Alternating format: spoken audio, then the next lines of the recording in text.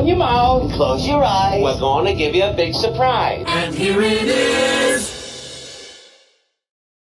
Yes, welcome to Who Are These Broadcasters? I'm Christian Bladt with very mediocre hair, but joined by the Eric Zane with just some phenomenal hair. I mean, people are talking about it. Everyone's talking about it. Look, even Carl mentioned in the chat how wonderful it is. And as always, this show is me. This show is Eric Zane. We play fun clips, and you, the audience, you can super chat us. How's the super chat work on this show, Eric? Thank you, Christian. I appreciate the kind words about my hair.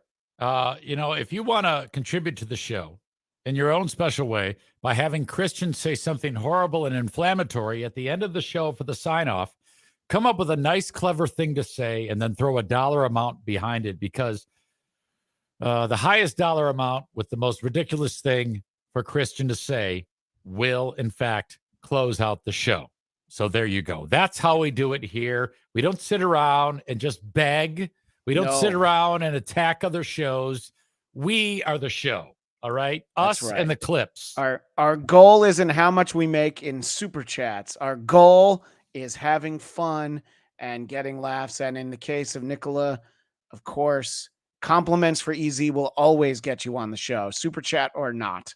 Absolutely. Well, she loves you too. She's like, Yeah, but I mean, look at this hair and look at your hair. Come on. I like your hair. Your hair is fantastic. And she could be in a Christian Eric sandwich. I guarantee you. She probably would, but someone who would never want to be in a Christian and Eric sandwich. Our special guest for this week's show, making his triumphant return to Who Are These Broadcasters from the All Apologies podcasts and the midweek episode of Who Are These Podcasts, the one and only Andy Q Public, aka Trucker Andy. I guess you're FKA Trucker Andy, formerly known as Trucker Andy, right? That's right. And thanks, guys, for having me. You both look like shit. But you look phenomenal, Andy. See, that's really the problem. I know. I'm killing it over here. And by the way, another great way to get into the chat, Simon343. If you insult Carl, you don't have to pay for it. You just come on right up. At least, look, you know what? I jumped the gun there. He's probably talking about Stutcho, right? Fucked up teeth and hair. I think that's probably actually who he's talking about. Have you seen his hair recently as of yesterday? Carl or John? John. Well, this is largely a John free zone, but since you mentioned it, Andy, it's not good. It doesn't look good. I don't know how he does it. How does he manage to continually figure out new ways to look like shit? But he does. He masters it. By the way, AFK in the chat, insulting one of us will have one of the other of us. Nah, you looking old, ninja. All right. Fair enough. All right. Well, we're having fun. Andy, you picked a great week to come on because we are going to have not one, not two, but three apologies and a couple perhaps forthcoming apologies that we will talk about over the next hour and a half. I was going to say an hour, but everybody knows that that's really a lie. So let's get things started the way we do most weeks and head on over to local news. Others imitate it. We appreciate it.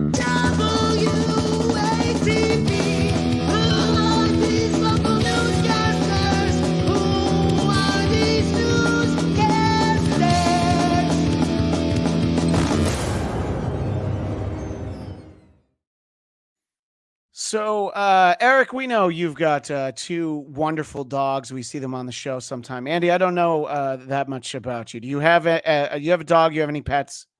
I have cats. You have cats. All right. Dad. I'm a cat mom. That's all right. I grew up a cat mom, and now I just have kids. And I'll tell you the truth. I wish I had cats, but Saras, they say. So, Eric, I am sure you love your dogs. How long have you had your dogs? All my life. Well, not the same dogs. These are the ones I'm talking about specifically. It all runs together. So half a decade. Okay. So I am sure you love your dogs, but you please let the audience know if you love your dogs quite this much, as it takes a moment for the clip to load. It's all right. This is where I buy time. It's a sight so unbelievable. A bystander pulled out a cell phone. The woman clinging to the hood of the car is Ali Zacharias. And it was really scary. I thought that I was going to die. Who's trying to save her beloved French bulldog. Good girl. Onyx, who had just been dog-napped, grabbed from under a lunch table at a Whole Foods in downtown LA.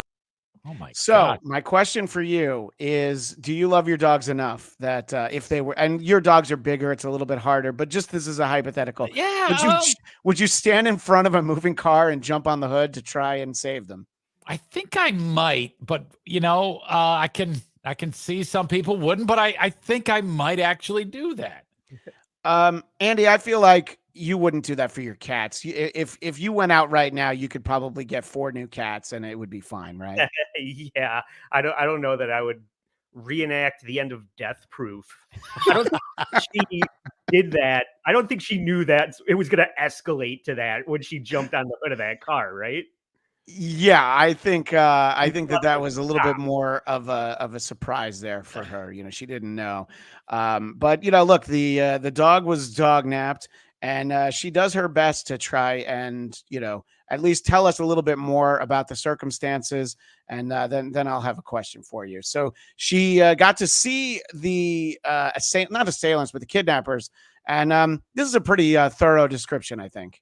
American, light-skinned African Americans, overweight, not huge, but just medium size. She says all 4 people inside the car were in their there were mid to some, late 4 20s, chubby, and that the light-skinned thieves were wearing African-Americans. T-shirts and Yeah. sweats When you and had no find them. tattoos or Here's other my real distinguishing question, though. features. But Onyx does. So this is her dog, Onyx, and I assume she's had Onyx for a long time. I'm going to assume she loves Onyx. That's not a face that's having me jump into traffic. I'm just saying it. All right. I'm saying it right now. I don't know that she has a face that have me jumping into traffic, but the dog definitely doesn't. No, Eric, I take am I it being back. too hard here? No. Okay. No, that's like the fucking bad guys on Game of Thrones. That's what that looks like. Fucking. Yeah. That looks like the dog equivalent of Debo, tiny Lister. Like that's the face only a mother could love. Oh. Yeah, well, she does love him, and the story does have a half of a happy ending. They have found. Oh, now that. Hang on a second. Hold the phone, Eric Zane. Oh my goodness. Oh my gosh. What did I do? Here we go. Look at that. It's a much cuter. same. That's way cuter than Onyx. No. I would. He's pissed. He's pissed because I just woke him up. Yeah. I would dive in front of a moving car for that face. Yeah, but can your pet stump the joke man? That's the real question. I'm glad you were able to show your dog on the show. But in any case, look, I think that like I was saying, there's a half a happy ending to this story. So they found one of the kidnappers, and they're going to do some time for it. I would assume that the tubby, light-skinned kidnapper is going to roll over on the other 3. But they don't know where the dog is. They're not giving up the dog. So she's still hoping to find Onyx, but the kidnappers have been napped themselves. And that's what we like here. I don't know how closely you watch Who Are These Broadcasters, Andy. We like people who get their comeuppance. Yeah. People who have what's coming to them, You're supposed to kidnap dog like Paris Hilton's dog. Yes. Or Kim Kardashian's dog. People with money. You don't just snatch dogs not knowing what they're worth. I mean, French bulldogs are cute, and they cost a pretty penny to adopt them, but the ransom that you're going to get out of this woman is it not worth it? I have to assume. Yeah, that's true. You steal a dog from a Kardashian, not from a lady who can't afford to eat inside when dining in downtown LA. She was at some outdoor cafe, and they were able to snatch it. That's a great point. Well, we have another dog story, which I'm not going to lie. It might be a little rough for the dog lovers in the audience, but the person involved really gets what's coming to him. So stick with this one. This is, of course, from Florida. a place called Deltona, Florida, where unfortunately I have family that lives there. Go ahead and read what Reverend Shitstain Powerful Pooper has to say. As we prepare that, Reverend Shitstain Powerful Pooper for through $2 says, dog nap my Anya and you'll catch my 40 cal Smith & Wesson heater. I think that's what that stands for. And CB has a face that makes you push him into traffic. Thank you, Dang Lizard. And also shout out to Dang Lizard having Tukey in a captain's hat as his. I don't think that was his avatar last week. So yeah, look, I didn't say that any of my kids or my wife would jump on the hood of a car to stop me. I think, yeah. But oddly enough, I would jump on the hood of the car for one of my kids. I'm just not going to say which one.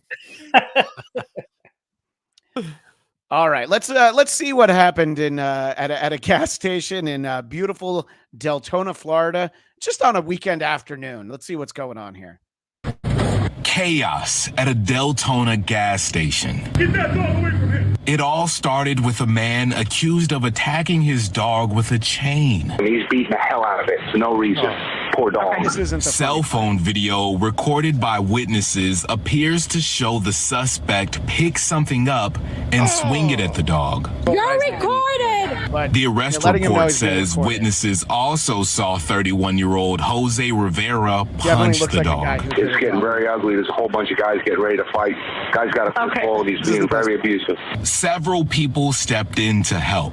One of them grabbed the dog and put it in their car as they waited for deputies. This sparked a got an ice fight cream. between Rivera and a few He's people. got the squeaky. A few man, minutes that guy- went by yeah. before deputies All right. showed up to And, calm now the he made everybody situation mad. down. I don't want to sit down. Wait, there he is when he's talking to the cops.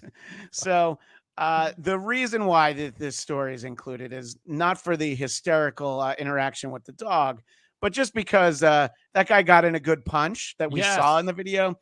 Something tells me that that guy and his friends got in 6 or 7 good punches.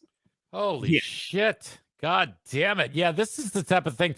This is the type of person that you want something bad. Okay, finally, the cops. Go ahead. Put your knee on that guy. All right? For God's sake. He's abusing an animal. Just throw him out into traffic. Fuck this. Yeah, this is the kind of suspect that the Billy Club was invented for. It's okay to use it sometimes. Okay, this would be one of those times. Yeah, why aren't we seeing videos of cops just crucifying this fucker? Dousing him in gas, lighting him on fire. Everybody would love that. Yeah. I like how he pulled out the squeegee to defend you're himself. That was my favorite part. I wanted to see Yeah. somebody come at him with a snow brush, and then they're having some kind of showdown, squeegee versus snow brush. Jumper cables. Yeah. Yeah, Seeing that well, guy- I believe it's a new hack in some of the better video games that one of the weapons you can select is a squeegee based on this. So Uh-huh. you just have to know how to use it. Better- Well, look, we're having fun. We're doing it. We're talking about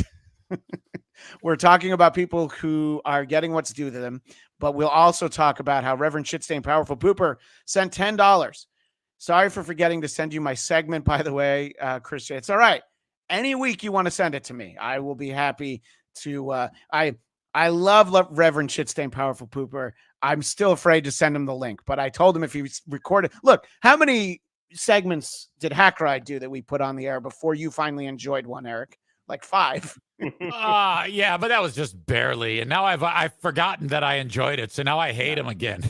Yeah, well, it's been a while, but he will hopefully be back with us soon. We'll see how soon it might be. But thank you, Reverend Shitstain. You're always welcome on this show as long as it's pre-recorded. But so here's a would-be midday burglar who definitely gets what's coming to them. So we will take a look. And this is in the great state of Texas, which is very important for a key moment in this video. That it's in Texas. Around 6 p.m. Oh, ding dong. A man who claims to be a maintenance worker shows up outside an apartment door at a Yeah. Go ahead, Eric. Yeah. He looks like he's an extra in the movie Colors, for God's sake. He really looks like a fucking maintenance worker. Yeah. Yeah, you want to talk about the reason things were invented. This is the reason why you have the Ring doorbell, or I guess this one's called Blink, so that when this guy comes to your door, you're like, yeah, I'm gonna go ahead and not opening it. But he's checking the vents, is what he's claiming. At an apartment door at a complex off of Gannon Lane in Oak Cliff. Oh, yes, they came to check your air filters. Ethan Rodriguez talks to the man through his doorbell camera. Like no one came to check the air apartment. No. Yeah, we're checking the air filters. Rodriguez tells him no one is home and to come back another day. Oh, much appreciated. A few minutes later, the man comes back, this time with a friend, and they're armed. Little did maintenance. They're doing that's the kind of maintenance that these guys provide. It's ski mask maintenance crew. I can think of an address that I've seen that I wouldn't mind sending these guys to. Allegedly, it's just a joke. I don't mean it. I would never do that. You know, Rodriguez is home and had been on his phone talking to them through his doorbell camera. So that's what we call Texas justice.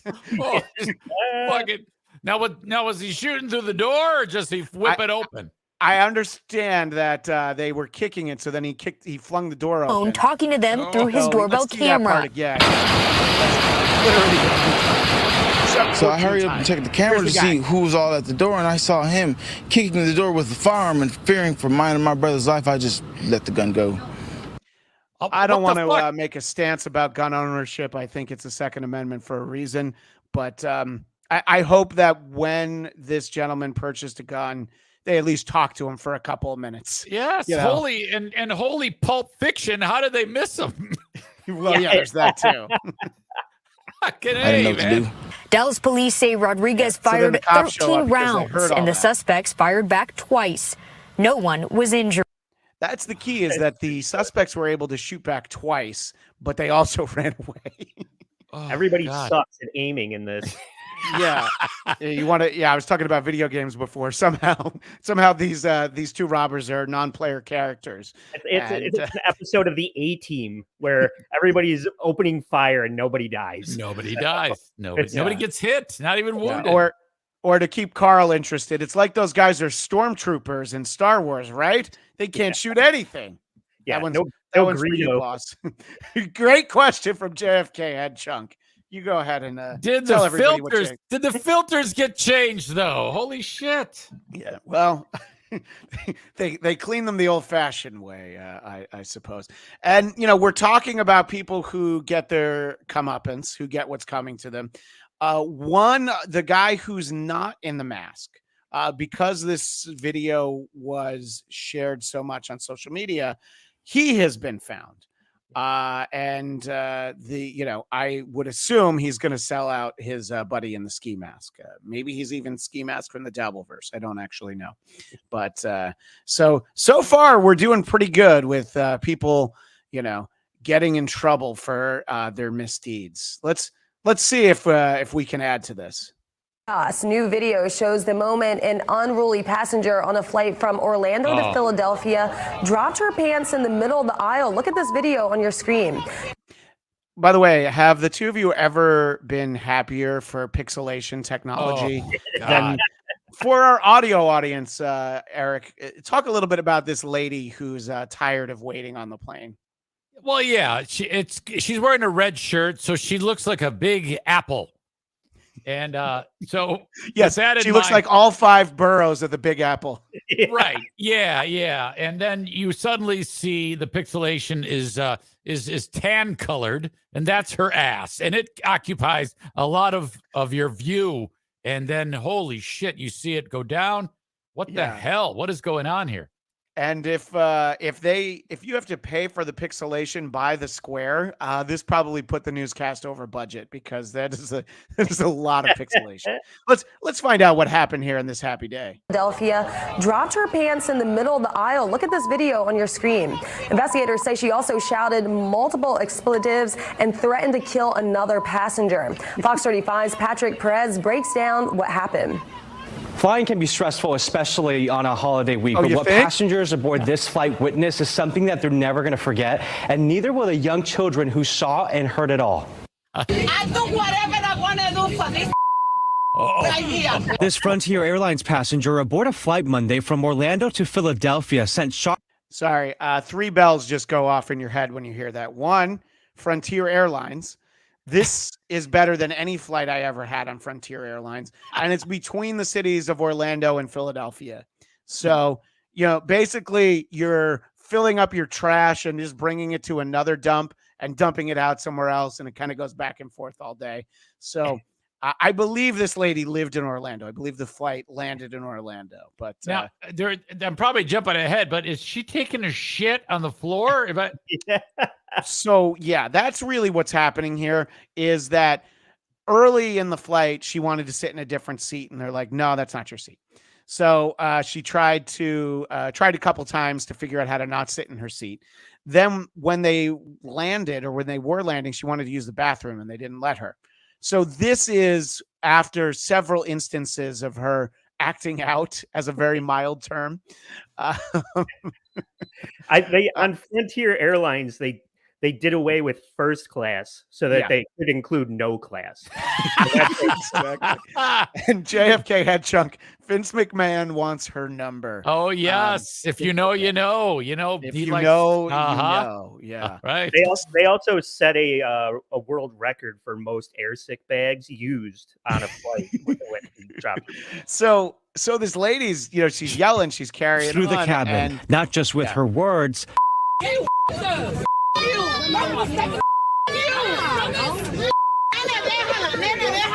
but also with she's her actions. Sorry, everybody. Oh, I love you. Sorry, everybody. The moment she dropped her pants and squatted, I was in complete shock. I couldn't believe what I was witnessing. Lorette Miller was one of dozens of passengers who watched this. Oh, yeah. So the end result is Spirit Airlines offered everyone on that flight 10,000 extra points, which, I mean, that's like handing me a fistful of Monopoly money when I'm walking into a casino in Vegas. What am I going to do with 10,000 Spirit Airline points? I mean, just the idea of some stewardess coming up with one of those little teeny tiny cups and trying to flip it into there to get it the fuck out. And just so many visuals come to mind. The fact that she set her sweatshirt down. Sorry, everybody, here we go. And this guy's like, oh no. Well, it actually took like a month or so, but this lady has been charged with a crime, and I wonder if she'll do time, but I do feel like she will be able to shit wherever she wants if she does do any time. This next story does involve, somebody who, I was going to say a celebrity, somebody who was a celebrity, like 30 years ago. It's less about the story than the reaction one of the anchors has. So as people may remember the band Hootie and the Blowfish, and last week Hootie got himself into some trouble because I guess that Hootie enjoys a little bit more Blowfish than maybe he used to, Okay. Maybe he came into some money, but I want you guys to listen very closely to how the male anchor reacts as this story begins. Headlines: country music star and Hootie and the Blowfish frontman Darius Rucker. Did you hear he gave a ooh? Just listen for it again, because this is as this headshot comes up, which, by the way, let's put it this way. There's 4 of us on the screen right now. Hootie is not 4th in terms of attractiveness. Some would say number 1. Anthony Cumia would say definitely 4, but let's listen again. Entertainment headlines: country music star and Hootie and the Blowfish frontman Darius Rucker was arrested for misdemeanor drug charges in Tennessee. Yeah, so literally the only reason I pulled the clip was because I was looking for a fun clip and there wasn't one, but then I heard the way that guy reacted, and look, I guess he's looked better, Yeah, I think he's baseball hat all the time guy. Yeah. He's Ron Howard. You're right. Baseball hat all the time, guys. So, yeah. I mean, I think he can actually walk around without a hat on, and people won't even know who he fucking is without the baseball hat on. So, I don't know. You're right. I've never seen him without one. Yeah, no, I think you're right. And, the last time that he did walk around without a hat, perhaps he had some hair. This was, maybe in the heyday. Right. So I don't know. I hope that Hootie doesn't do any time, though. Because no, it was just a misdemeanor pot charge. Yeah, it's Tennessee. So he had marijuana, which that's one of those states where you still can't have that. Yeah, which is crazy. stupid. I did hear that he also had some psychedelic mushrooms. And look, if we need mushrooms to get through a Hootie and the Blowfish concert, what do you think he needs to do to be able to get through? Exactly, to play those goddamn songs. Jesus, come on. Yeah. Hashtag justice for Hootie. That's what I feel. How's I feel like you're not being remiss in your duty, Eric. How are the super chats going today? Anybody biting in the last little bit? We've had no one that actually wants to say anything insulting about you or me or Carl or Andy. This is a great week to get me to. I'll insult Andy if you give us enough money. I mean, he understands. It goes with the territory, Yes. Yeah. Well, all right. Let's see what when authority figures perhaps try and take advantage of their positions. This story is about a judge who, look, a judge can certainly be on any dating app. But you should really think before you swipe on certain people. Court judge Cynthia Lopez stepped down from a child custody case after a parent, Sydney Sutherland, accused her of making advances through a swingers app. Sutherland claimed that a woman named Cynthia contacted her on the app, revealing herself as Judge Lopez. This led to the judge's recusal. The matter has been brought to the attention of the State Office of Court Administration. Sutherland's legal history, including past assault charges and a lawsuit against the NYPD, adds complexity to the situation. Yeah, maybe a little. Judge Lopez has been replaced in the custody case, and the matter is under review. Oh my God. But the new judge is definitely going to fuck that girl. So, there's a happy end. God. I don't know. I just think that, look, we all understand that there's moments where perhaps a fog comes over you and maybe you're not thinking clearly. But when you're a judge, you probably shouldn't be hitting on somebody who's child custody case you're hearing. Yeah, Jesus. Oh my God. You hear about this more and more, like people that you wouldn't expect suddenly are doing things like this, maybe an OnlyFans page or maybe a situation like this. And it seems like everywhere you turn around, it's like, how many of your kids' teachers aren't doing this? Like they're the odd ones out, it seems. Yeah. It's not so bad. I like that her lingerie outfit was just basically the Spirit Halloween version of a judge's robe. It's a judge in her. Yeah, I believe the packaging says flirty judge or inappropriate judge. Well, Andy, we brought you on today because we're going to have some apologies very shortly. Yes. But also you're here today because you provided me with a clip from the Great White North. And we're going to see what we can do about taking down Canada in the next 5 minutes. Do you want to set it up or do you feel that the clip really speaks for itself? Yeah, I mean, all I would say is I can't believe the direction that Canada is heading with their media and the censorship. It's really wild, and the clip does speak for itself. But I wouldn't fathom that this is what's going on up there. Allegedly their biggest export is a potato. So I don't know. I mean, maybe Canada's seen better times. Yeah. But I want you to watch this carefully. Eric, I know you haven't seen this. Here in the good old US of A, we would call this entrapment. So a reporter is trying to talk to a politician. Let's see how that goes. How come the IRGC is not a terrorist group? Why is your government supporting Islamo now? What? What are you doing? You're under arrest for assault. And now he's arrested. You're under arrest for assault. You're under arrest for assault. Because that cop or whatever, I assume he's a police officer, bumped into the reporter. It continues, but want to make sure our audio audience knows what just happened there. Okay. Yeah.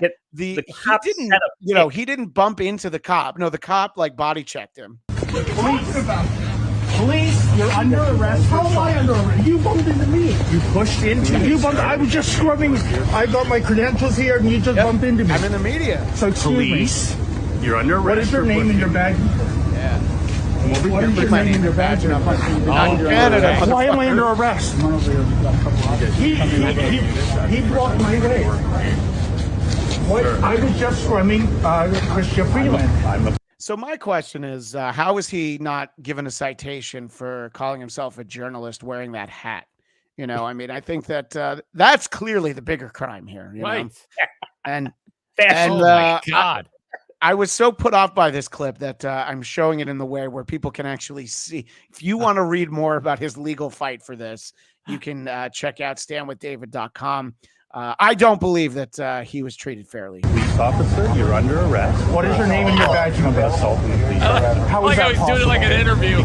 You assaulted me 3 years ago. Trying to get his badge. Can I have the microphone? Can I have the microphone? Can I have the microphone? Meanwhile, the cameraman's like, hey, that's going to come out of my paycheck if you lock him up with that. Yeah. Do what you want to the guy, but can I have the microphone back?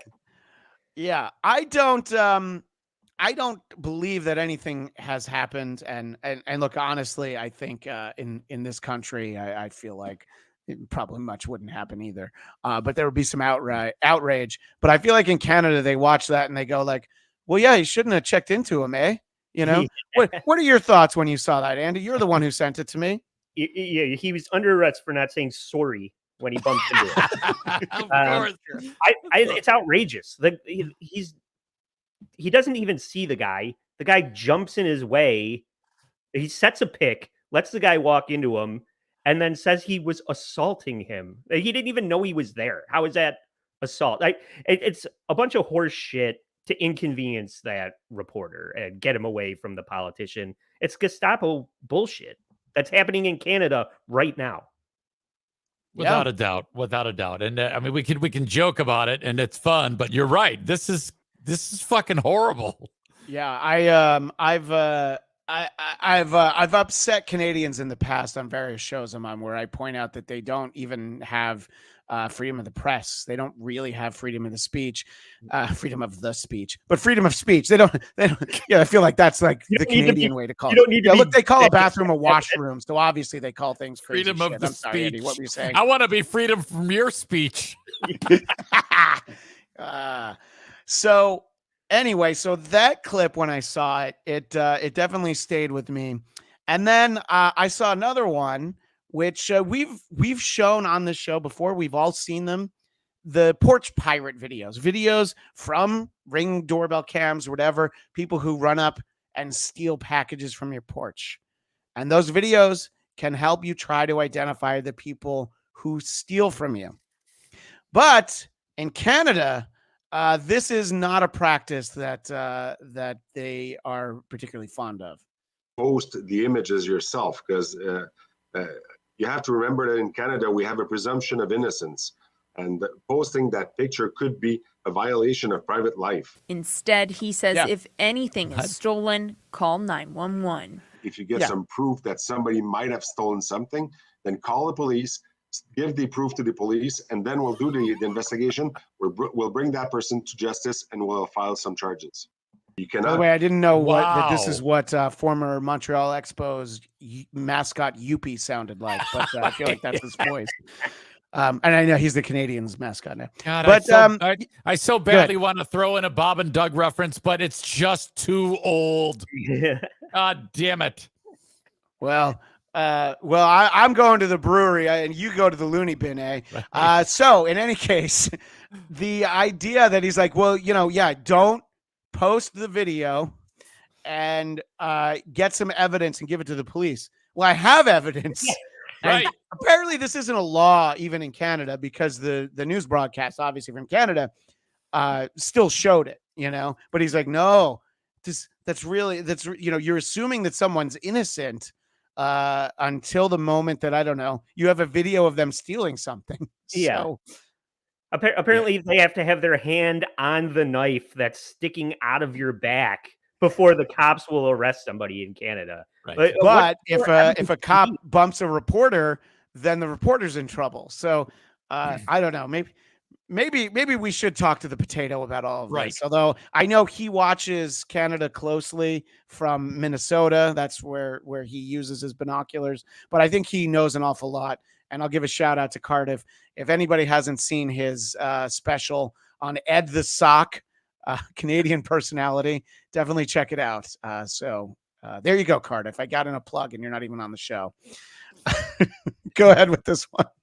Christian, Andy, two-faced lying bastard for $1.99 wrote Dracula podcasting with two mall cops. I'm going to go out on a limb and think that he thinks I'm Dracula, right? Or is he thinking? I guess, yeah. I mean, I got that kind of like flip going on my hair. Maybe. By the way, if I could make his avatar bigger, I would. His two-faced lying bastard avatar is two pictures of Carl. And I believe they're the pictures from Carl's old work where that John likes to share, his old employer. Yep. Dang lizard for €5, whatever that is, euros. I don't know. Says, I, Christian Bladt, would like to apologize for my behavior in recent years. I admit that I cheated on my wife, but these were adult women, not children.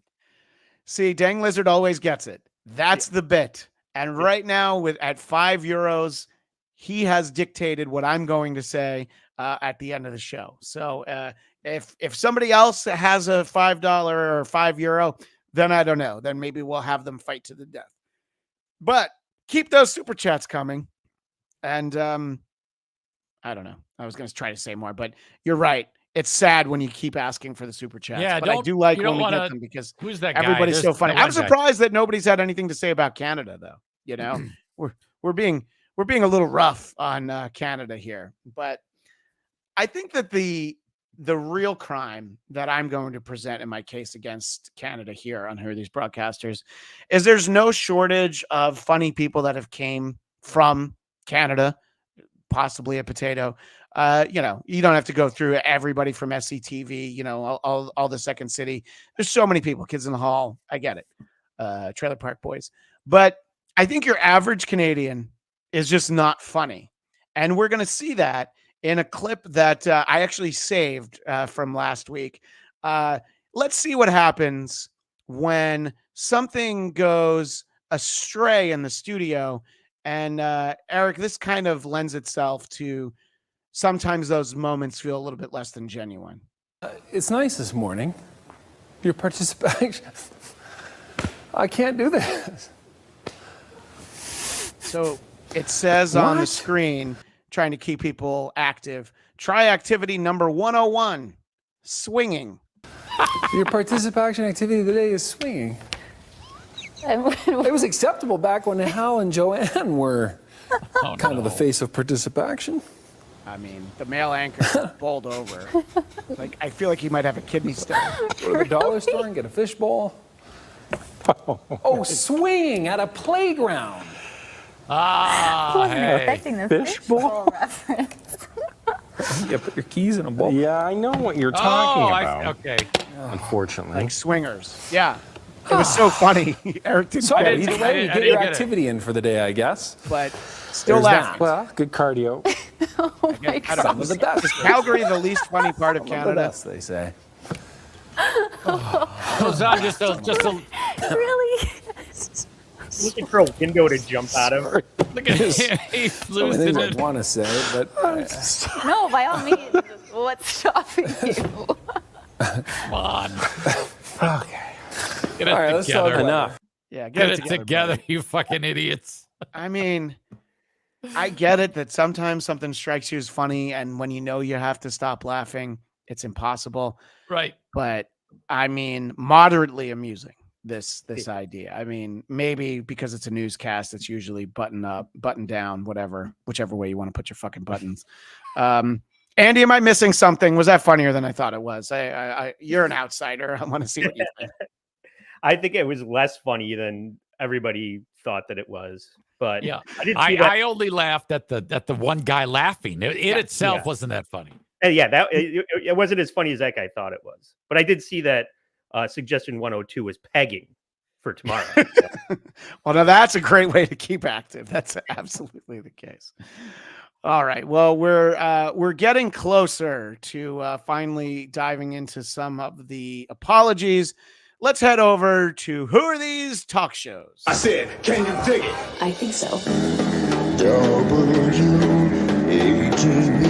Now who are these talk shows? Just who are these talk shows?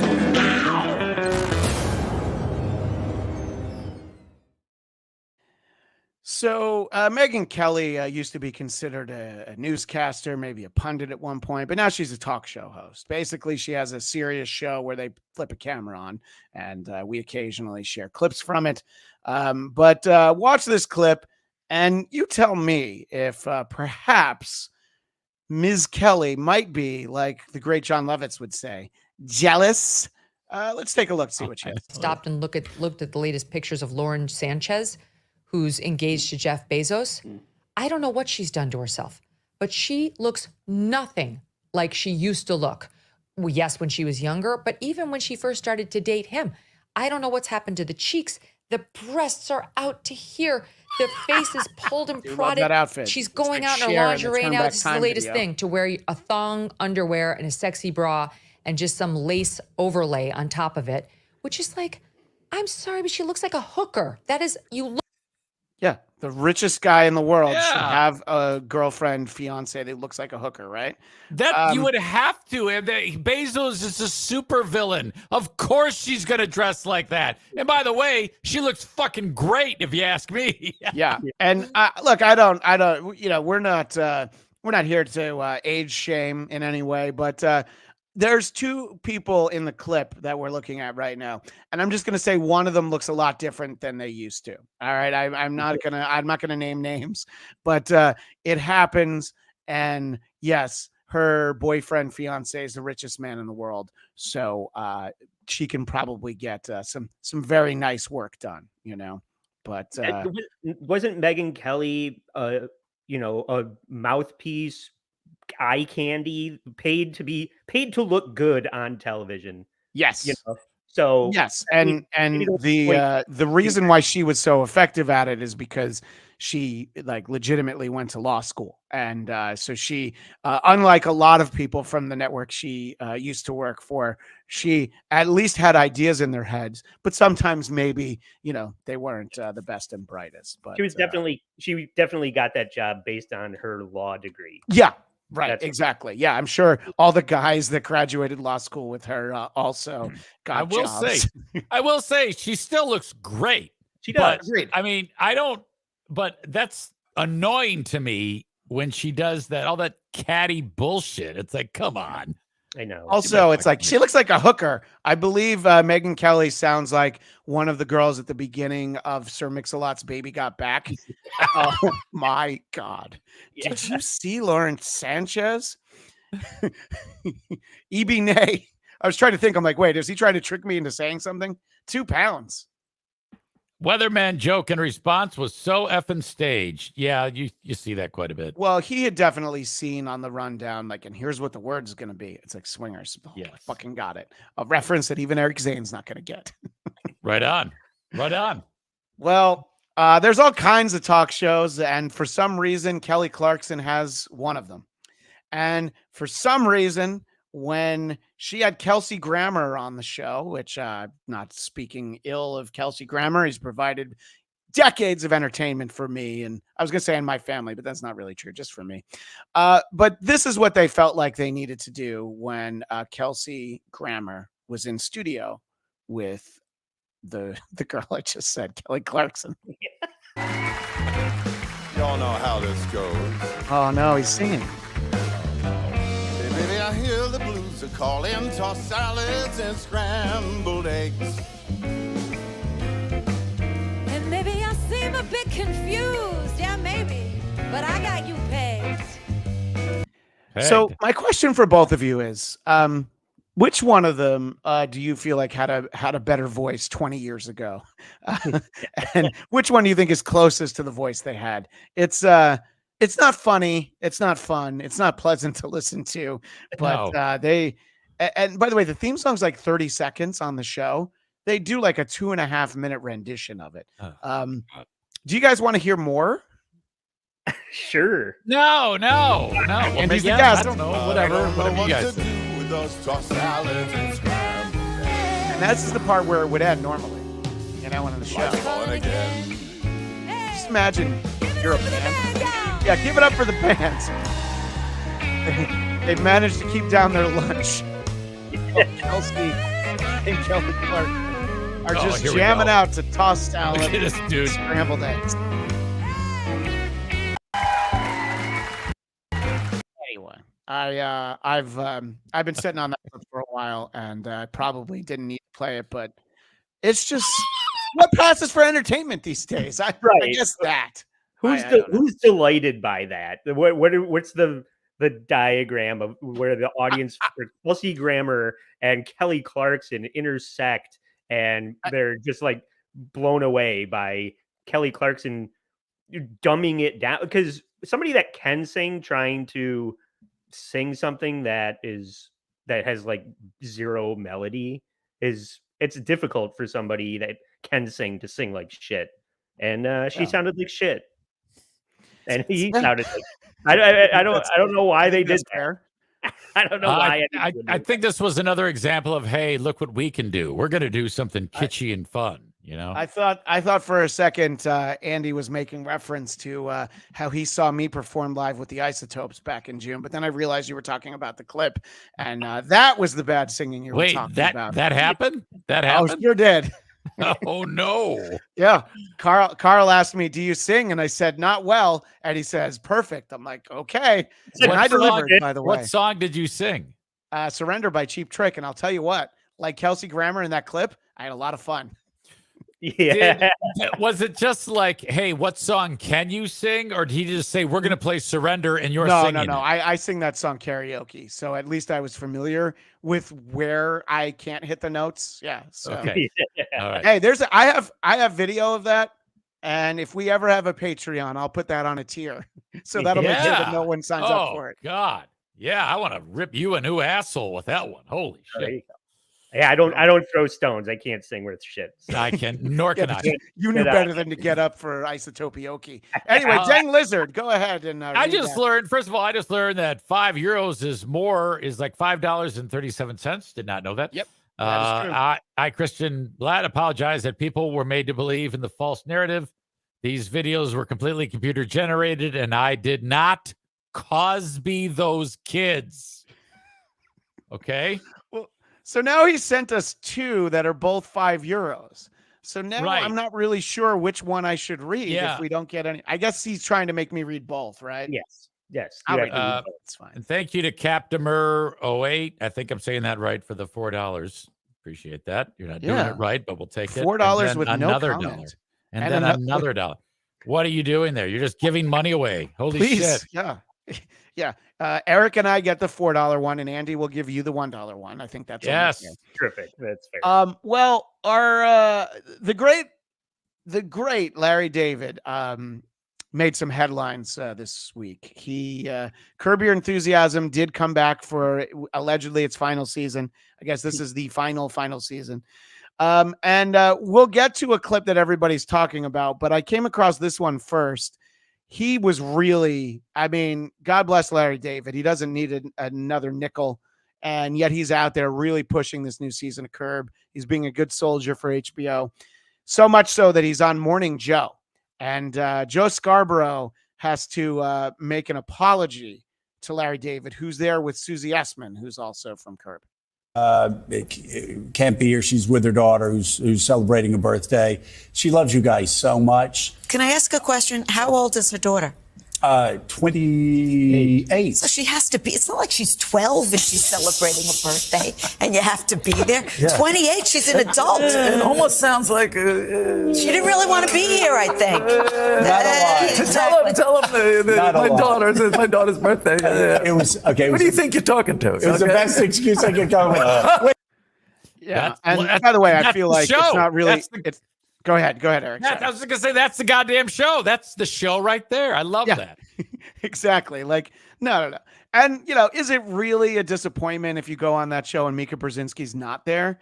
I mean, you still got to talk to Joe, but, it could be worse. All right. So this is where we get into Andy Q. Public's wheelhouse. We're going to get into some apology territory.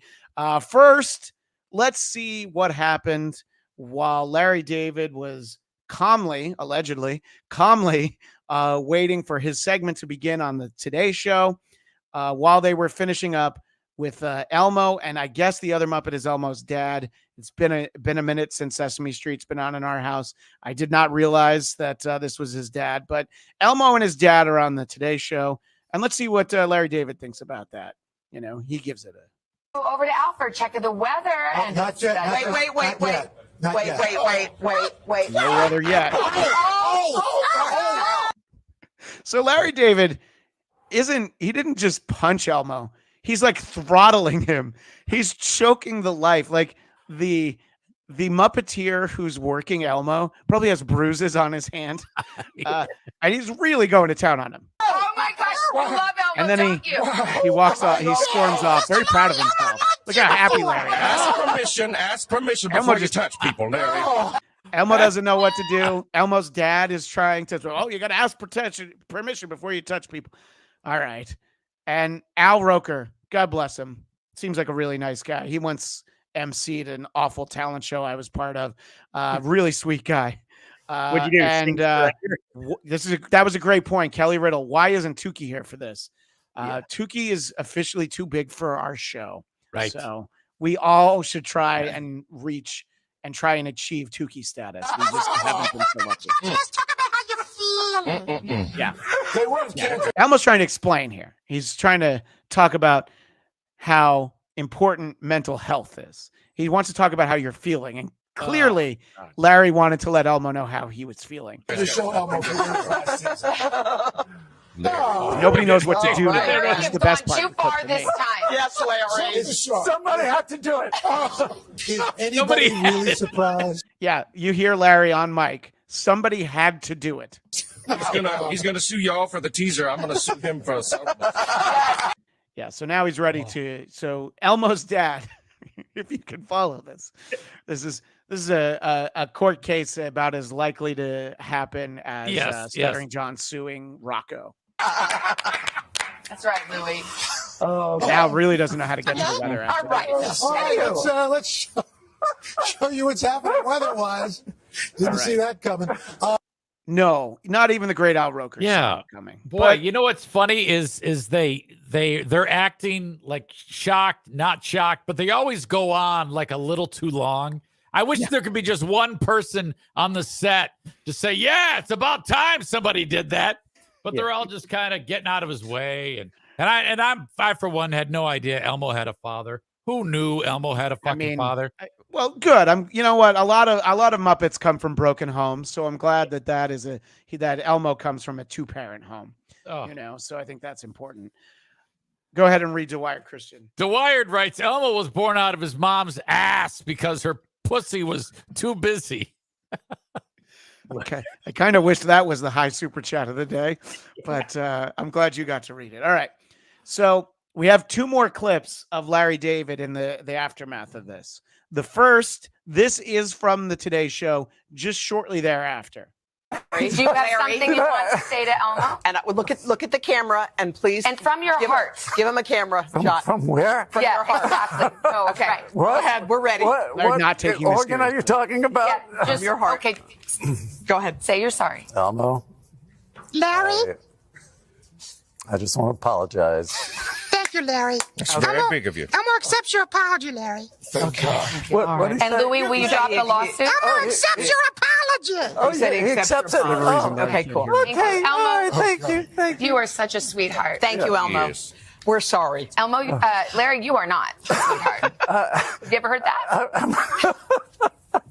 I'm really sorry. I'm really sorry. I know you are. We can tell that you are. All right. But could there be better promotion for a final season of Curb Your Enthusiasm than Larry going on the Today Show and choking on? I only wish that they were doing one more season so they could incorporate the footage in a future episode. Yeah. I'm sorry that I tried to make your show entertaining and watchable. Right. This Exactly. is a fucking cookie. I mean, horse that show's been on like 75 years. Why would they want to start now? All right. He should have fucking finger banged him. I like how Elmo's dad has the Mike Morse soul patch too. Looking good. All right. So again, Larry was making the rounds. We saw he did MSNBC. He did the Today Show. And then he went on with Seth Meyers. And Seth wants to talk to him about this. What happened with Elmo, Larry? I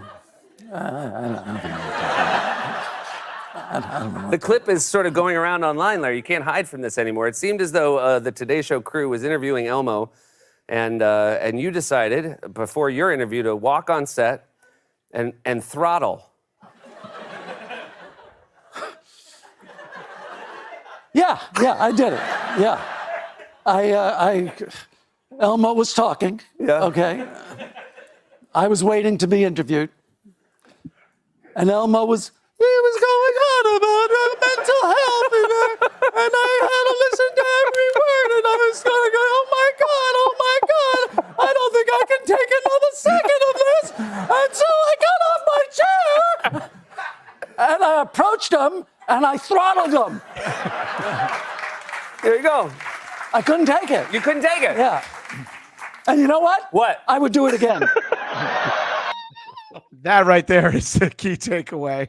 So Andy, as one of the two hosts, you and Joe Sixpack of All Apologies podcast that can be found everywhere that you find your podcast, where does this rank on the apology meter? There's the original, barely sincere, but he does say to Elmo, I'm sorry.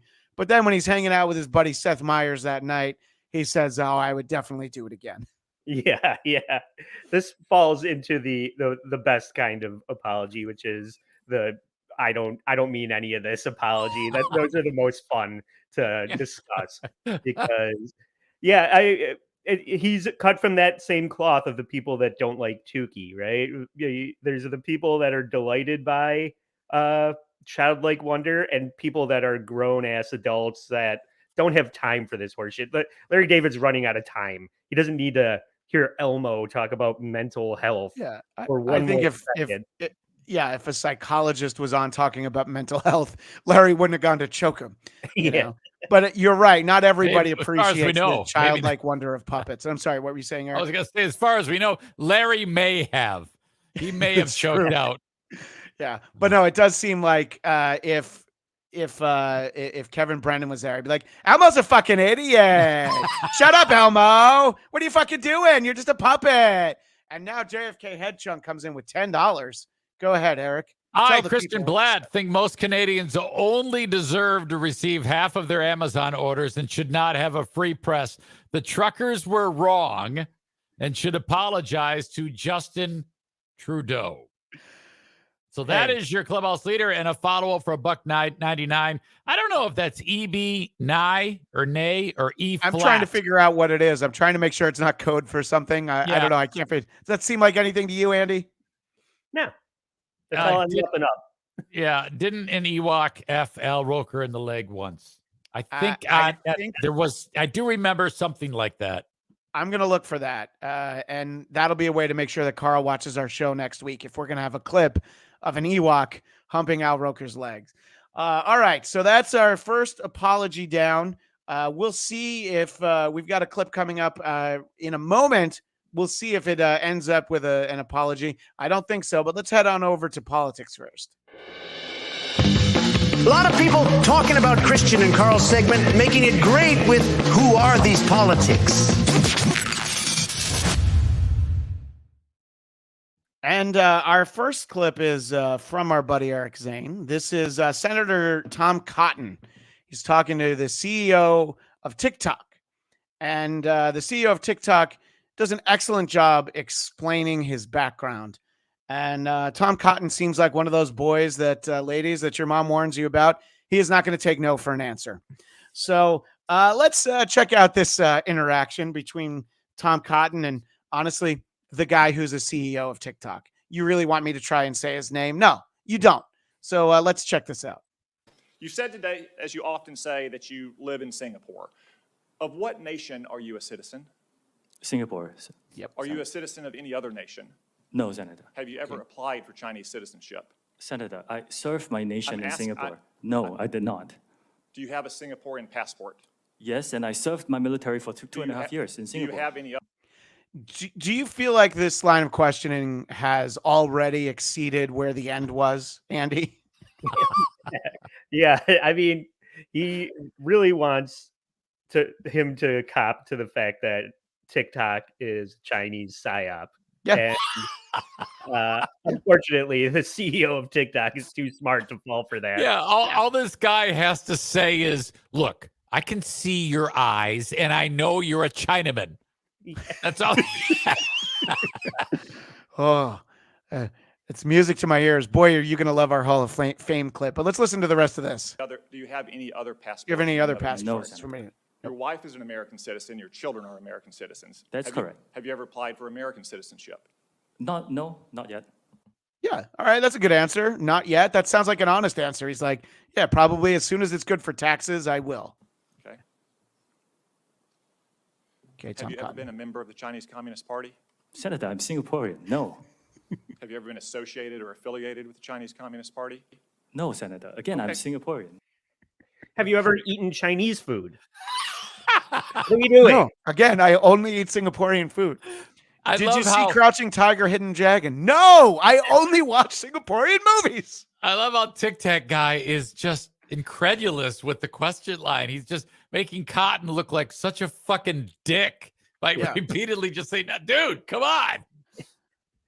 Yeah, I know. And he's just hoping that he gets the slip up where there's, one of those, he accidentally says, yes, I mean, no, but it does not seem to work.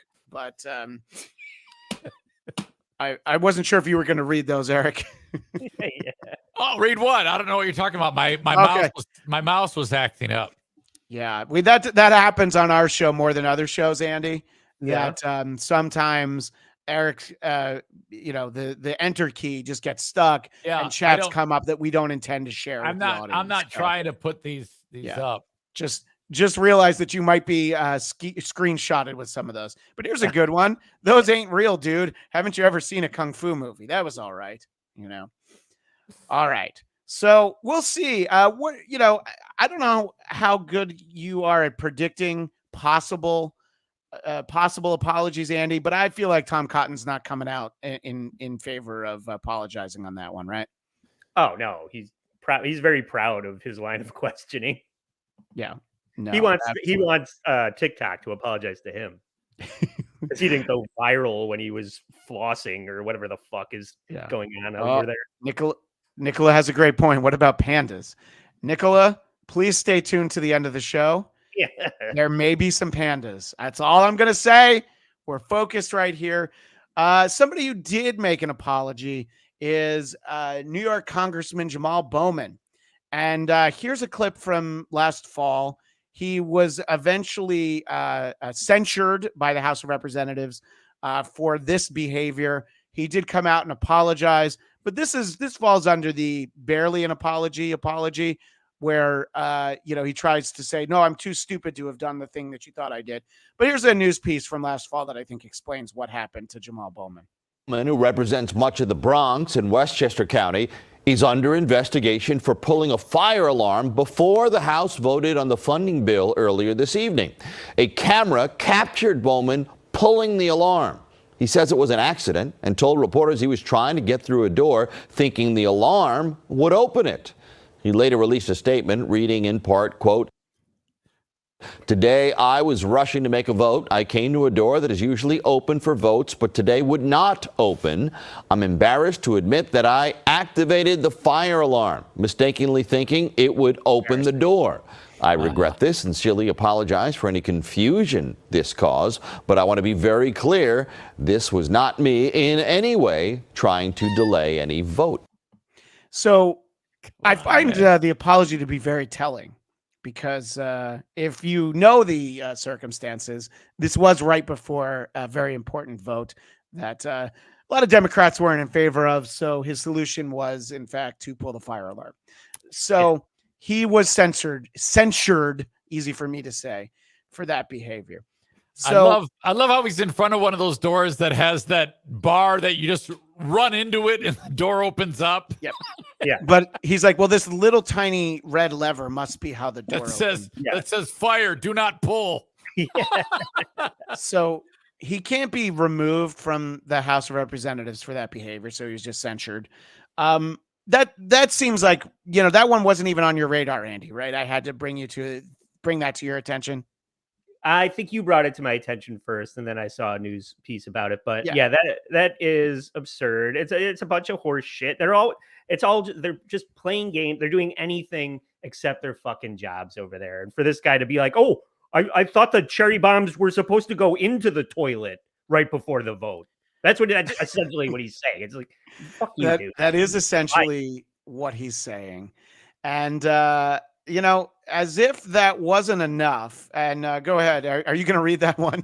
Ding dong, duh, says fire. Damn, I thought it said pussy. So, as if that wasn't enough, Jamaal Bowman felt like he had done enough apologizing. And I couldn't find any good news stories on this. So when I can't find good news sources, I go to CNN.com. And this story, Jamaal Bowman says that he regrets. There's a fucking Beanie Baby ad at the top of it. Jamaal Bowman says he regrets his blog that touted 9/11 conspiracy theories. And this is Jamaal Bowman. You get a good close-up of him here. This is, I don't know, Al Roker before the gastric bypass, basically. That's the look for our audio audience. So yes, he was censored by the House last year, and he's trying to explain these blog posts, and we'll talk a little bit about them. Over a decade ago, as I was debating diving into a doctoral degree, I explored a wide range of books, films, and articles across a wide swath of the political spectrum and processed my thoughts in a personal blog that few people ever read. Yes, but then this is me editorializing. When you decide to run for elected office, might be the time to get rid of those posts. And look, it doesn't seem like it was easy to find. relentless-strongback.blogpost.com. And this went on through 2014. The problem is that these aren't just theories and opinions. This is basically free verse poetry that he does. So in one that is titled Recapitulate, he contemplates decades of history before spiraling into 9/11 conspiracy theories, including the belief Building 7 fell in a planned demolition. Ah, yes. There it is. 2001, planes used as missiles. Target, the Twin Towers. Later in the day, Building 7 also collapsed. Collapsed. Multiple explosions heard before and during the collapse. I'm going to go out on a limb here. Poetry sucks, but this is like the worst poetry that anybody's ever put out there. This is what he needs to be embarrassed about, is these fucking poems, regardless of the subject matter. Yeah. Oh. Slam poetry. He's going to read this at the if Jamaal Bowman is doing slam poetry open mic, I'll fly to DC to be there. He talks about minimal damage that was caused in the Pentagon, which, by the way, killed 125 people. The Flight 93 killed 44 people. And then he, just to, put a bow on it, he says, we blamed Osama, went to war in Iraq, captured Saddam, killed him. Bin Laden is Afghan, so we went to war there too. He's apologized for these, but I read the apology for you already. Andy, this wouldn't warrant an episode of All Apologies, but where are the crimes? Have I already isolated what the true crime is here? Yeah, I believe so. I mean, it sounds like a country song that is yet to be written. Who's that jerk off that sings the Red Solo Cup? Sounds like he's writing. Oh, yeah. Well, by the way, Toby Keith gone too soon. There He just died. He died last night, dickhead. Yeah. He did? Yeah. Oh, That's even better. I can't. You just fucking. Yeah. So, Andy, I'm going to go ahead and pull this clip and send it to you Holy for shit. inclusion on the next episode of All Apologies. He's been I dead for believe that Toby Keith has not been dead for 24 hours yet. It's 18 hours. He died last night, you asshole. He probably recorded that song and then heard it back. And I cannot. That is fantastic. You motherfucker. All right. Well, we're having fun. We're Serendipity. I laughing. didn't even know he died. That's so funny. I only know because a friend who works on for country radio posted it on Instagram. That's the only reason I found out. But in any case, let's go on for more apologies. Somebody who is no stranger to apologies created a moment she needed to apologize for on her own show. This is Joy Reid. And President Biden said he's ready to take action if Congress is serious about solving the border issue. They go to a video here. If that bill were the law today, I'd shut down the border right now and fix it quickly. And Congress needs to get it done. Starting another fucking war. Oh, Joy. Still trying to kill the deal. Joy. Did not realize her mic was on during the clip and said another fucking war. And, oh, Joy. Well, the important thing, I guess, is that she does a good job later in the broadcast of actually apologizing for what we may have heard, not so much the content of complaining that maybe we as a nation are in too many wars. We'll leave that for the super chats to decide. I don't even have an opinion until somebody pays me to have one. But so at the end of the show, Joy steps in with this. Oh, I just want to apologize very quickly. I was chatting during a clip that was playing, and we try to keep this show very PG-13. So I just want to apologize to anyone who was listening to my behind-the-scenes chatter. Deeply, deeply apologize for that because it's PG-13 up around here. So thank you to you all for watching the Reid Out. Yeah. So we try to keep this show PG-13. I'm not reading that one. Everybody knows PG-13 movies are allowed one F-bomb. So yeah, that's facts. That's good. That's a great point, Andy. Every week she gets one. And she just chose it there. Yeah, she's like apologizing. I like when people say that they apologized for what you think you might have heard. Those are always my favorite, but that wasn't. She looks like she's dressed up like fucking Eminem with that fucking hair, by the way. I'm not, holy shit. The brown Eminem. Yeah. Well, fucking B Rabbit with the news.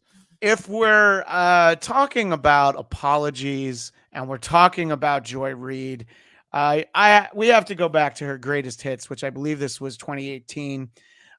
She also, like Jamaal Bowman, had old blogs and also old tweets that were unearthed comparing Ann Coulter, saying that she was a him, that guy Ann Coulter, referring to Charlie Crist, the former governor of Florida, as Miss Chris, because she was trying to point out that he was a closeted gay man.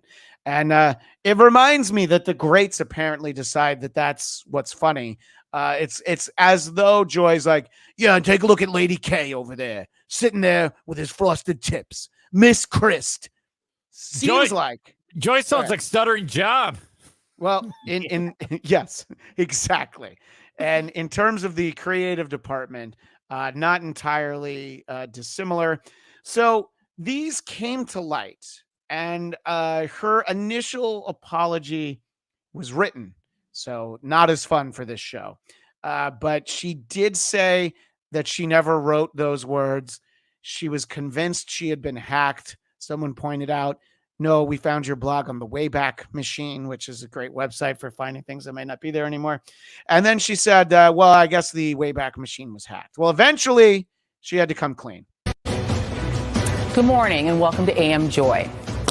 A community that I support and that I deeply care about is hurting because of some despicable and truly offensive posts being attributed to me.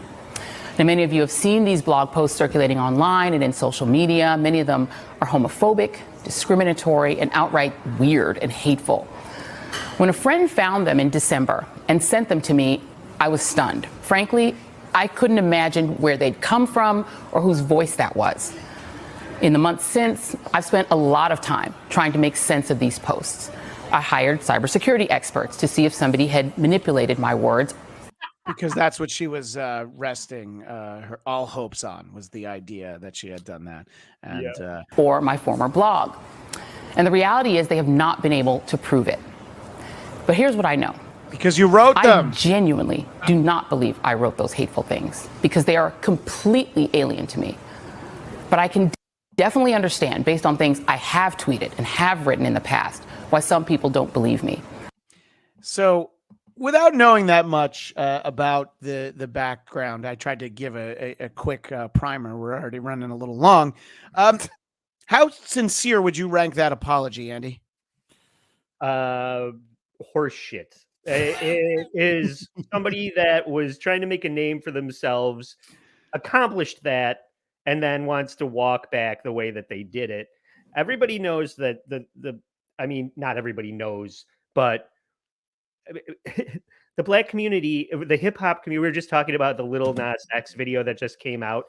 Sure. Black people they don't go for the homophobic, like the LGBT community. It's just like it's not to get too inflammatory, but when they say stop Asian hate, it's always a black guy running up and punching a Chinese old man in the back of the head. It's always a hip hop guy shitting on the gay community. They famously do that all the time. I'm not saying everybody does. I'm just saying. Yeah, I like to punch Asians. I mean, come on. but these examples come up all the time. And we just did the UFC announcer, John Anik, said he was shitting on his fans on his podcast. And then he did a tweet where he said, my comments were repurposed. That's how he explained like what he justifying what he said and the hate that he was receiving for it. Her comments of what she really thinks are now being repurposed in 2024. Yeah. And that doesn't mean you never said it. Yeah. You said it. And just because you don't think it now doesn't mean you didn't think it back then. I don't know why people don't just say, well, yeah, that's how I felt at the time, and then move on. Yeah. That's okay. You can do that. Yeah. You can say, I learned that is like those thinking that is maybe hurtful to other people. And I don't really think that way anymore. Just say that. Perfect. Yeah. Yeah. Don't make exactly. I mean, very few words, say a few words, keep it simple, and then check out, go on a vacation for a couple of weeks. Nobody will remember. You know, when you start to make a big deal about it, then we're going to have fun with it. When the video resurfaced of Howard Stern in blackface with Sherman Helmsley, and Howard is throwing around many N-words, it certainly felt like in that moment, I'm like, oh wow, this might be the end of the king of all media. And then he's like, yeah, I was out of my mind back then. We did some crazy stuff. Obviously, I don't feel that way now. And it was like, oh, okay, so you didn't throw yourselves. You know, once you apologize to Al Sharpton, it's all over. I know you did the Imus apology. Yeah. And as soon as you apologize to Al Sharpton, you might as well have never said anything because everything is over. But Al Sharpton did not accept those apologies, though. Yeah. He just had to apologize to the king of all blacks or whoever Al Sharpton is. I want to go ahead. Sorry, Andy. I didn't mean to. No, I just think that people should get more comfortable with accepting the fact that things used to be different and accepting the apologies of the people that were, you know, using the N-word to comedic effect in Scary Movie 3. You know, all of the times that all of those movies from the 90s and 80s had a white guy using the N-word, and the box office was, you know, it was the third biggest movie of the month. You know, like these things happened. I mean, people are in blackface and Yankee Doodle Dandy, for God's sake. Yeah. You can't change the past, but you can improve the future. And you and everybody that is listening to people apologize for those past things that they regret now, just accept it and hope tomorrow is a better day. That's by the way, the where I'm idea of different times and movies from a different era. Every year, Eric Zane's wife has to talk him out of going to Halloween parties dressed like Bruce Willis from the third Die Hard movie when he goes up to the Bronx, the sign that he's wearing. And every year, I you know what, I'm going to side with your wife. It's probably better that you don't actually do that, Eric. I know it's a funny costume. I love the fact that you in true transparency, that's totally fine to throw that out there. I get it. I get it. Well, we've got a couple more. We're gonna visit. We're already knee deep in pundits, but I didn't play the jingle, and Doug from the Jingles department gets paid every time we play it. Folks out there need to listen up, mainly because here comes Who Are These Pundits? Do you guys know who Benny Johnson is? He's he does a conservative show, like anybody. You know, he's got a studio probably in his house, and he speaks to a very specific segment of Twitter X. He's definitely in that group that only refers to Twitter as X now. You know, it's like he's that crowd, and you know, he's very conservative. So obviously, the conservative talking points right now are that Taylor Swift is trying to drag down the Republic. And let's see what he does with this take. And the way you would do that is by taking the most brain dead, low information voters. Of course, I'm talking about Swifties, Taylor Swift fans, who sort of worship this artist. By the way, if there's ever a guy who's looked in the mirror and mouthed along with Tucker Carlson's old shows trying to get his impression down, that would be Benny Johnson. That he has the straightest hairline I've ever seen in my entire life. Yeah, Howie Long sees that and just thinks, "Oh, I wish, I Shit. just wish I still had that." Me too. Like at random, right? Like just out of the blue, suddenly Taylor Swift's the most famous person on earth. Look, not my scene, Taylor Swift, but my wife likes her. I don't know that it's necessarily out of the blue that all of a sudden in an election year, she's the most famous person on earth. I don't think that's the trajectory she was on. Agreed. It's Now she's at every NFL game with her boyfriend, who's backed by Bud Light and Pfizer. Travis Kelsey is this guy who also kind of out of the blue became this big-time celebrity, really rich, really powerful. Why? He's a tight end. He's like a glorified lineman. That doesn't make any sense. Tight ends aren't famous people in football. So that's the key moment in the clip that I wanted to grab. Travis Kelsey isn't even the most famous tight end we've shown on this show. We've had clips with Shannon Sharp, Rob Gronkowski, and, you know, I mean, so many more. Obviously, we can list some more, but those are the two that have been on this show. So, all right. So he doesn't have a read on the NFL, but I don't know. Clearly, Benny Johnson knows what's going on in the country. What are you talking about? What world are we living in? Sure seems planned. Sure seems like something that is like concocted in order to accelerate the fame of these two people. Get them to the Super Bowl, the largest screens on earth.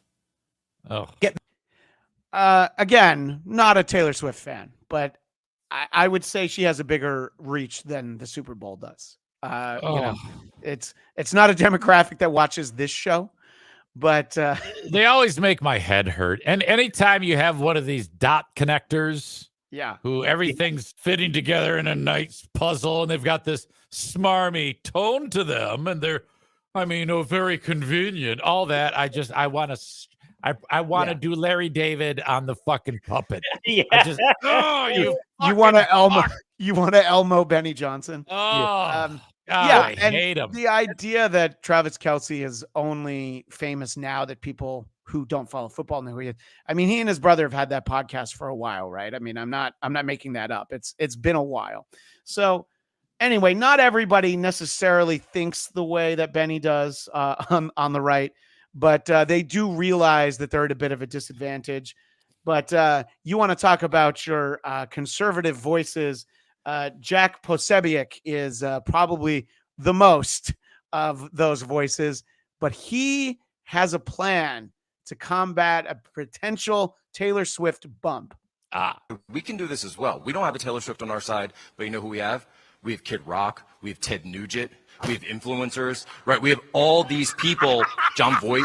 We have people that can come out and use their audiences, number one. And I want an army of Scott Presslers at every Kid Rock event and every Ted Nugent event. And I hope, by the way, and I need to talk to those guys about this because I've got this idea that maybe we even ask them, you guys mind doing a little tour later this year? Are you doing?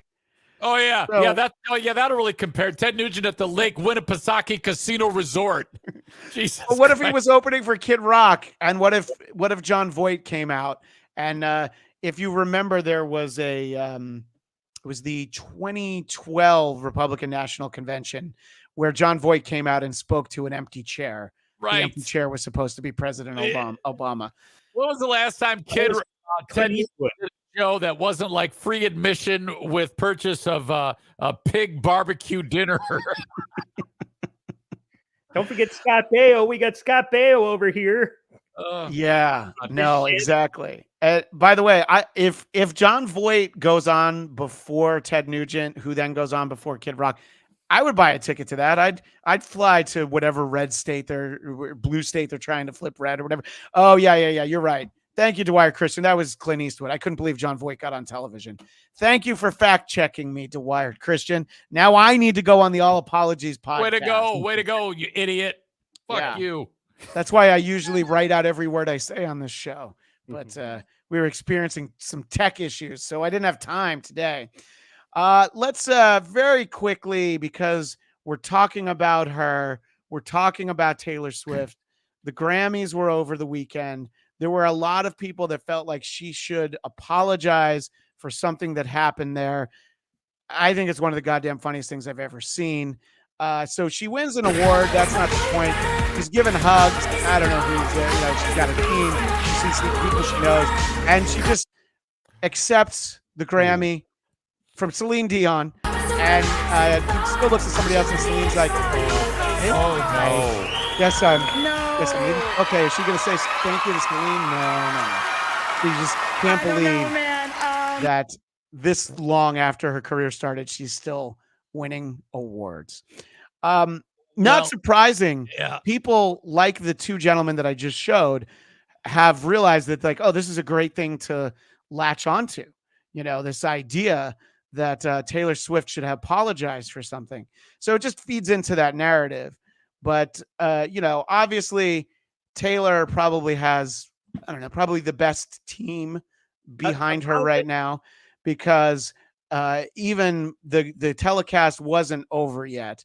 And she already made a point to show a picture of her with Celine Dion. And as soon as, so it's like, oh yeah, we're great friends. Check us out. Look at that. I'm giving her a hug. I still can't look her in the eyes because I feel like I might turn into stone, but I'm with her. I'm giving her an embrace. Isn't that what she has? Like stiff chick syndrome or something like that? Have you heard about that? I think are you aware? Is that why you said that? Because she actually has stiff person syndrome. It may or may not have something to do with it. I'm still trying to understand this, Christian. That people want Taylor to apologize to Celine Dion. Like Celine Dion decided that she should get the Grammy. She had nothing to do with it. Why does she need to thank or apologize to her? Well, the reason she ignored her is because she's Canadian, and we've already established our stance on that earlier. I'll tell you who she should apologize to, and this is fucked up because that she comes up in a white dress, and then Lana Del Rey was on this album. Lana Del Rey was also nominated in that same category and lost. And Taylor Swift drags her up on stage because she was on one of the tracks on her album. So this loser has to be dragged on stage as the photo negative Taylor Swift. Taylor Swift's in all white, like a fucking angel. Lana Del Rey is in all black, like she's attending a funeral. And she has to stand there and watch Taylor accept an award that she was hoping that she would have won. That's fucking high key fucked up to make her stand on stage and watch her get a trophy that Lana Del Rey wanted. So, Andy, before that rant, I had no thought in my mind that you were a Swiftie, but you're a Lana Del Rey kind of guy, aren't you? You're pretty worked up about this. I would be more of a Lana Del Rey fan than a Taylor Swift fan, but I'm not a fan of either. But I watched that, and I watched the nominees. So, and my wife said, I was like, why is she bringing her up on stage? And my wife is a Taylor Swift fan, and she's like, Lana Del Rey was on that album. That's why she's doing it. But still, just when she brought her up, did she acknowledge her? Did she speak? No, she just made her stand in the back. Oh no. That's cucking. She Uh, cucked Lana Del Rey. She definitely cucked Lana Del Rey. Yeah, that's a far cry from JFK Head Chunk asks, Andy, wife? That's true. The prison wife. The loser of the Win a Date with Lucy Tightbox contest is going to have to then go on a date with Andy. So I believe in Tampa. Yeah, So, loser bracket. also happening at the Grammys, Jay-Z. Now he's married to Beyonce. I know people know that, but for whatever reason, strong black men feel like they always need to stand up for Beyonce. And maybe this is a little bit of that, Will Smith situation, but he's presenting an award and Jay-Z has to take this stance. We love y'all. We want y'all to get it right, at least get it close to right. And obviously it's subjective. Y'all don't got to clap at everything. Obviously it's subjective because, it's music and it's opinion based, but, some things, I don't want to embarrass this young lady, but she has more Grammys than everyone and never won Album of the Year. So even by your own metrics, that doesn't work. Think about that. The most Grammys, never won Album of the Year. Yeah, I don't know. Maybe every year she puts out an album, somebody's better. Is that possible? I don't know. She doesn't have enough. She needs even more. Yeah. Doesn't work. Some of you. I wish he would just come out, though, and just say, yeah, this is all racist. I mean, if you're going to dance around it, I get it. But just say it. Just fucking say it. Home tonight and feel like you've been robbed. Some of you may get robbed. Some of you don't belong in the category. So I let the clip go because I like that part when he said some of you don't belong in the category. I'm like, all right. Again, not a Jay-Z fan, but I like that he said that. But it's why does everybody feel like they need to stand up for Beyonce? Also, I haven't seen Jay in a while, but when exactly did Jay-Z turn into Clifford from Muppets Tonight? Because I just could not believe the new look of. Yes, I might have gone a little deep in the Muppet drawer for that one. That is I know deep. Everybody knows Elmo. That is deep. Look, holy shit. I think it's an important question. Wow. But, that is, you're absolutely right. We have one more moment from the Grammys, and we'll be ready to get out of here momentarily. But I love the idea of the thrill of victory and the agony of defeat that is represented in a short clip with no narration for an artist named Killer Mike. Well, Killer Mike won an award at the Grammys. He was very excited. So excited. You can't tell me it's too late. And then he is later carted out of the crypto arena, is what the Staples Center is called now, by police and saying, is this for fucking real? They're like, yeah, it's for real. So, yes. So he didn't see the end of the awards. He won 3 awards, but he was arrested. And I didn't need to look up what he had done because his name is Killer Mike. I feel like it kind of goes, goes without saying at that point. And also there's a few Killer Mike fans in the Zane household, apparently. So, I was saying goodbye to my sweet daughter. It's not like getting arrested ever helped a rapper's career. That never happens. He'll garner no cred for that. Yeah, right. Exactly. Yeah, absolutely. All right. Well, we have had fun. We've had some apologies. We've had a lot of things going on. But before we get out of here, let's take a look at our great moments in broadcasting history.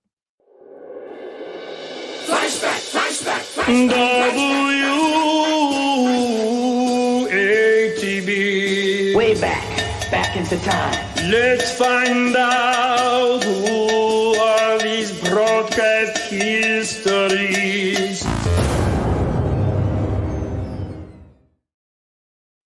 And a part of this is going to be our big announcement. We know how much everybody loves this show. Andy loved it so much, he wanted to join us. We love the show so much that we want you to know that it's so hard to wait until Tuesday. You won't have to, because this Sunday we will be doing an alternate to the Super Bowl halftime show. It is our halftime half show. We'll do a little counter programming. Don't pretend that you're going to go and watch Usher. Check us out on the Who Are These Podcasts YouTube channel right as soon as halftime begins. As soon as the second quarter is over, you'll see me, you'll see Eric Zane, you'll see Cardiff Electric, and I hope that Eric's feed is back. He's having some tech issues. It looks like we might have lost him for the rest of the show. But you'll even be checking out our pal Lucy Tightbox, who will be checking in from the Bahamas. Although I do understand, as you pointed out on the show recently, Andy, there's some issues in the Bahamas for American tourists, right? Yeah, I don't know. If anybody is going to be able to fuck her way out of it, it's Lucy. She'll be fine. I think she'll be fine. So one of the things that we're going to do is we're going to focus some of the worst Super Bowl ads from the history of the Super Bowl. And there's a lot of different ways that they can be bad. But one that really takes the cake is this one from 2008. This is, and I want to make sure, Eric, are you back with us? I know that we had some issues, and you're with us now, though. Yeah, it was. So I was letting everybody know about our Super Bowl halftime half show with you, myself, Cardiff Electric, and Lucy Tightbox will all be there. So everybody check that out. One of the things we'll be doing is showing some of the worst Super Bowl ads. And there's a couple of these. I'm going to show one today, which is Sales Genie from 2008. I've certainly watched that Super Bowl, but boy, have I blocked this one from my memory. Ching Ching, we have no customers, no sales. We're going out of business. Ling Ling, I am not going back to the zoo. Then we need a sales miracle. Panda Psychic, help! We need customers. Tell Ling Ling to get 100 free sales leads at salesgenie.com. And stop eating the bamboo furniture. Wow, look at all these sales leads. Thank you, Sales Genie. Hey kids, you want to go see the grizzly bears at the zoo? For 100 free sales leads, go to salesgenie.com. By the way, if you go to salesgenie.com, the domain's available. So yeah, this didn't pop for them. It's spending all that money. Yeah, some companies will do that. They'll take the big swing, put all their advertising budget on one ad in the Super Bowl, and I'm not quite sure who they hired for that. I think it's probably the guy who used to do the voice of Wood Yee on the old Stern show. Maybe Elvis Duran, perhaps. I don't know. I heard he did a good Asian impression. I bet Blind Mike would guess that it was Dat Fan doing that. Blind Mike would definitely have guessed that that was Dat Fan. I like how the genie could see the future, that doing that accent was racist. So yeah, that was the only character not being racist. Yeah, and teasing it forward to Sunday, there is another ad from Sales Genie that aired in that Super Bowl. So we'll do that. We'll take a look at some of the worst halftime shows. Nobody cares what the best halftime shows are. There hasn't been a good one in like 15 years. I think The Who was the last rock band. It's been a minute. So please join us for that. And before we go, Andy Q Public sitting in with us for more than an hour and a half. Please let everybody know where they can find All Apologies. I'd love to. Yes, allapologiespodcast.com is your one-stop resource for all our free episodes, link to our Patreon, link to our Instagram account. I every day there's apologies in the news feed. So I feature those on the Instagram. And then on our Patreon, if you sign up for just $5 a month, we do a roundup where we dig a little deeper into the Instagram account content. And we host the video version on the Instagram. It's for just $5. So you can get the audio for free everywhere you find podcasts. Or if you come check out the Patreon, you can watch it and get a free bonus episode every single week. Who else is doing bonus episodes every week? Not Carl. Right. A month. And so they're phenomenal, the bonus episodes. Eric Zane, where do people find you? Wherever you download shows, just search the Eric Zane Show podcast, and there I am. And I, too, have a Patreon. And it's kind of like just if you like the free podcast, you'll really like the Patreon. You can't really miss it. So just search my name, and there I am. Thank you. I don't have the self-esteem to do a Patreon. I can't look at that subscriber list and see that I have 1 or possibly 0. So my podcast is free. Go to the Blattcast, BLADTCAST. We did recently have Lucy Tightbox on for fans of Once Over with Kaylee, and she will be with us on Super Bowl Sunday. But that is all the time we have for now. So as always, we end the show with me letting you know that I'm Christian Bladt, reminding you that every mic is a hot mic. And I, Christian Bladt, think most Canadians only deserve to receive half of their Amazon orders and should not have a free press.